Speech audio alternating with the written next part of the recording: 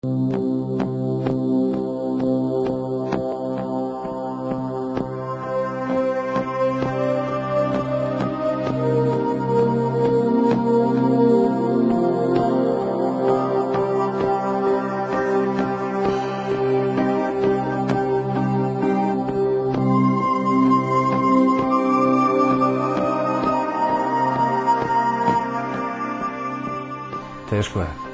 je bilo. Jedva sam sam sebe poznao. Sad imam možda 100 kg, a tad sam imao 30, nisam više od 30. Vidio sam da mi ruke mlate i nema šta da ih nosi.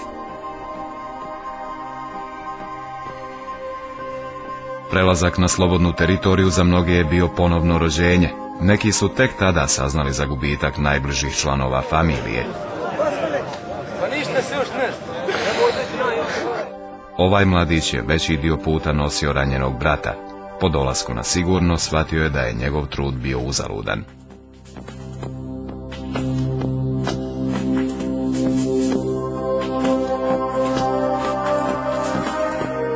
Nisam razmišljao uopšte o nekom drugom načinu, već sam razmišljao da idem naprijed.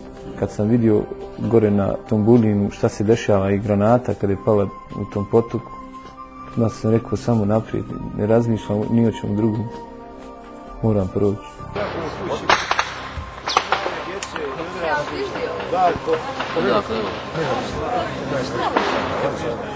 Pa ja tad još nisam bila svjesna da je kraj svemu.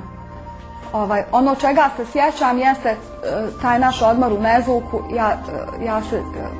Vrlo sam se lijepo osjećala što sam mogla da sjedim, da se odmorim i da znam da neće niko pucati tog momenta po meni, da mogu da izujem konačno posle 7 dana patike koje prije nisam smjela izuti jer ih ne bi mogla ponovo obuti.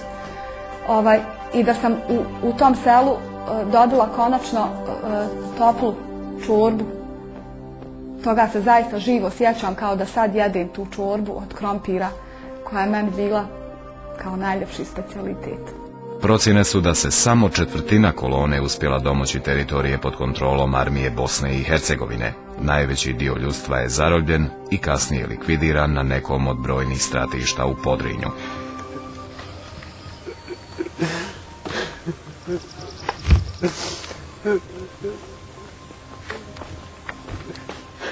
Vidio sam odmah da nas puno nedostaje. Nisam mogao da baratam nekim ciframa, ali sam vidio jer znam kad smo krenuli, kad sam vidio onu masu i kad sam prelazio i pogledao iza sebe koliko ostaje i koliko ispred svijeta i naroda, vidio sam odmah da nije nešto u redu.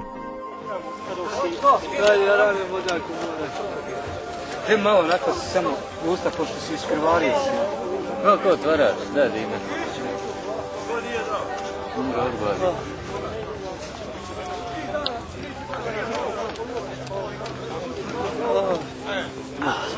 Bila sam svjesna da je kolona presječena.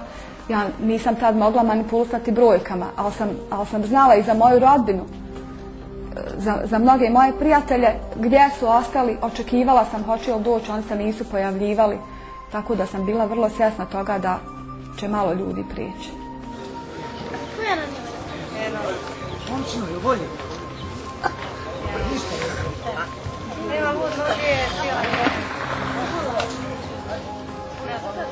Vjerujete da kad god se spomene Srebrenica na televiziji, da šta znam, da li su to posljedice od rata, da mi jednostavno svo tijelo pretrni dok se priča o Srebrenici, stalno se to ponavlja uz tijelo i šta znam, ne dao Bog nikom da se ponovi više.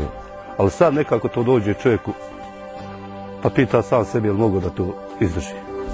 To je neopisivo, mislim, to ne znam, mislim, ovo ja ne znam, nisam nikad ni čuo ni vidio šta se, da se u svijetu igdje dešavalo, ko što je to se desilo nama u Srebrenici. Kažem, ne dao Bog nikom ne ponogla se.